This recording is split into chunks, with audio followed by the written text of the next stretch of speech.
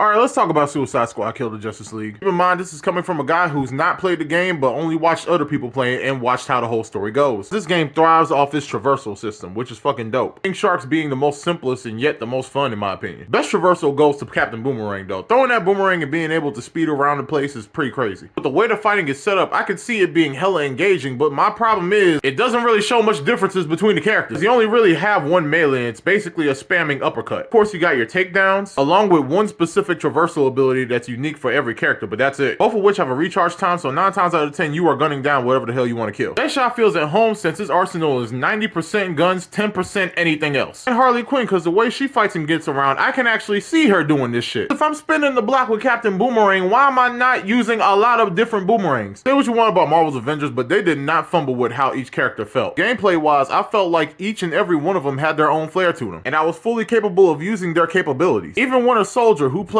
like Captain America and would have had a baby with a bionic arm, did not feel truly one-to-one to either of them. And don't even get me started on the boss fights, bro. These things are the definition of point and shoot. It really don't make sense for characters like the Flash. Yes, I know they got a device that blocks Speed Force energy and actually uses it to slow the Flash down. At no point in time should a Flash be this easy to shoot. And before you say suspension of disbelief, in the same game, this motherfucker can steal your clothes mid-fight and dodges bullets the second he hears these motherfuckers fired. Guns are so useless against him, he even says, why don't you just mail him the bullet? Captain Boomerang gets a whole Speed Force gauntlet in this game that allows him to travel at super speed. Somehow that never pays off in the fight. Superman boss fight isn't so bad, but it still has the same problems as the Flash. How the fuck are you able to shoot him? I like this section, which is Batman using the fear toxin on you while also using the shit he did in the Arkham games. And there's the scene where he hunts everyone in the squad individually and knocks them out one by one. Then it essentially turns into shoot the giant demon bat over there. Green Lantern's fight is the only one I see that makes sense. Shoot his constructs to break down his will. Once his will is gone, his shield is gone, and then you can shoot him. So it doesn't seem like he takes this shit into account at all. Even leaves extra constructs around for you to fuck up. Then you get to the end game content, which is Brainiac. And the problem with him is insert Flash boss fight here, because he basically turns into his ass. And it's same bar for bar, except for the fact that you also have to kill his allies. This is not even accounting for the missions that tend to drag on, like the escort missions. This isn't even me saying the gameplay is bad as hell. I'm just saying when it comes to my personal feelings about it and my style of gameplay, I just don't fit well with this game. Especially in a game where you have these four motherfuckers being essentially different in almost every way, and it makes them play somewhat the same. This is just me talking gameplay wise. Story wise, there's going to be a part 2.